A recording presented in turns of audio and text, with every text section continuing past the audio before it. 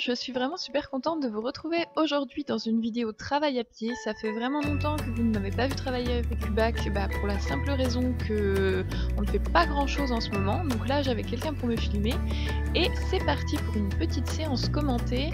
Alors mon objectif de séance c'était de travailler d'abord en longe pour pouvoir travailler les cercles en longe vu qu'ils ne sont pas acquis en liberté, pour ensuite faire quelques petits exercices en liberté. Je n'avais pas vraiment envie de le saouler avec une grosse séance de travail. Donc du coup on a commencé par un petit peu de stick to me. Donc comme vous pouvez voir, je fais du pas, du trot, des reculés, des arrêts, enfin voilà tout ce qu'on fait dans le stick to me. Et franchement il m'épate maintenant, il est très réactif. Bon, normalement je l'ai en liberté, donc là c'est vrai qu'avec la longe c'était un petit peu une formalité, mais ça fait toujours du bien de revenir à des bases en longe. Comme à chaque fois que je fais du stick to me, je le fais à la fois en étant à sa droite et à la fois en étant à sa gauche. Et là, dans la ligne droite, je vais lui demander d'accélérer un tout petit peu pour me donner quelques foulées de galop. Alors je sais très bien que je ne cours pas assez vite et que c'est très compliqué pour lui le galop comme ça. Les quelques foulées là m'ont vraiment suffi, donc on a arrêté là-dessus le stick to me. Bon, on a quand même fait un petit reculé, histoire de... voilà, parce qu'on aime ça, hein.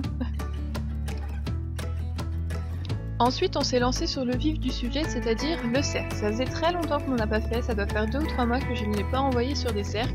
Donc on a commencé tout tranquillement par un reculé. Franchement, je suis très contente parce que maintenant il recule très bien à distance, j'ai juste à lever le doigt. Encore une fois, là j'ai la longe, donc ça m'aide un peu, mais sinon il s'en sort très bien. Et oui, il a tendance à guetter, il y a un chemin avec des cyclistes qui passent très souvent derrière, donc il n'est pas toujours très attentif quand il passe.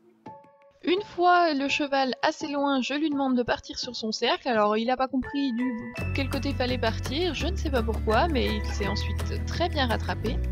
Donc je commence tout tranquillement par un petit peu de pas. Bon, comme il était déjà échauffé et que je n'avais pas envie de le blaser, je suis pas restée très longtemps. Et ensuite je lui demandais de partir au trot. Et comme les dernières fois qu'on avait travaillé le cercle, on avait travaillé le dynamisme, et bien il m'a fait un très beau départ au trot et j'étais très contente. Donc j'essaye toujours de ne pas lui en demander beaucoup pour ne pas le blaser, surtout de bien varier l'exercice. Donc là je lui demande un arrêt sur le cercle, ce qu'il me fait très bien, sauf que dès que je baisse la main, il a tendance à revenir vers moi, alors je le renvoie sur son cercle pour qu'il comprenne qu'un arrêt sur le cercle doit y rester. J'ai bien évidemment fait la même chose à l'autre main, mais je vous épargne les vidéos parce que c'est un petit peu trop long. Et ensuite, j'ai fini mes séances de cercle sur des cercles en autonomie. Donc comme vous pouvez voir, ce n'est pas trop un problème pour lui. Et comme vous avez pu voir auparavant, je ne lui ai pas demandé de cercle au galop pendant cette séance, tout simplement parce que les sols sont très glissants, donc je ne préfère pas. Je sais que sur un petit cercle comme celui-là, parce que ma longe est quand même assez courte, j'ai pas pris ma grande longe, c'est assez compliqué pour lui, donc on s'est contenté de pas être trop, que ce soit en autonomie ou en cercle normal. Et dans les deux, il a très bien fait, donc je suis très contente. Comme vous pouvez voir, il vient de glisser juste ici, donc c'est pour ça que je n'ai pas tenté le galop. Et bien évidemment, et comme je ne veux pas que la vidéo soit trop longue, je ne vous montre pas tous les moments pause et câlin, mais je le récompense et je fais des pauses entre chaque exercice, évidemment. Alors ensuite, vu que j'étais très contente de ce qu'il m'avait fait sur le cercle, je l'ai laissé là-dessus et je suis passée en liberté. Donc tout d'abord, on revoit les aspirations en reculé. Alors ça c'est vraiment, je pense, la chose qu'il a le mieux compris le plus vite et qu'il réussit vraiment le mieux. Je suis vraiment très fière de lui sur cet exercice-là. Ça c'est une nouveauté, maintenant j'ai la flemme de revenir au niveau de son épaule, donc je le fais revenir à moi. Et ça pareil, il adore, parce que comme ça il sait qu'il aura un câlin à la fin. Comme vous pouvez voir, il est d'une propreté exemplaire. Regardez, quand je le caresse, ça fait un nuage de poussière. Mais bon, les jouets de cheval au pré. On a ensuite revu les aspirations de hanches. Je dois vous avouer qu'on a eu un déclic tous les deux récemment. Avant c'était assez compliqué, sans stick et en liberté. Et là, juste avec le stick au-dessus, sans avoir à le toucher avec la cordelette, il a très bien compris, et ce des deux côtés. Donc j'étais vraiment très contente. Du coup, j'ai testé de le faire sans le stick, donc juste à la main. Et il m'a donné très bien sa croupe, et ça j'en suis très contente. Encore une fois, comme il a réussi l'exercice très facilement, je ne préfère pas le blaser à lui demander plusieurs fois, et je passe aux épaules qu'il réussit bien, mais moins bien que les hanches. Alors on y travaille, les épaules ont toujours été de toute manière plus compliquées pour lui. Donc bon, voilà, c'est notre point faible, on va dire.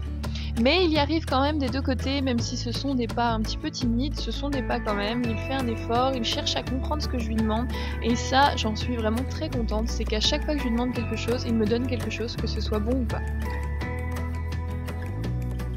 Et ensuite, notre partie préférée de la séance, c'est tout ce qui est jeu. Donc on va faire un petit peu de stick to me en liberté. Il est hyper réactif, comme vous pouvez voir, il adore aussi les reculer en liberté. Il a tendance à me les proposer de lui-même, alors je le laisse faire. Et ce que j'aime par-dessus tout, c'est lui demander l'immobilité et ensuite le rappeler, et il part à fond, enfin à fond.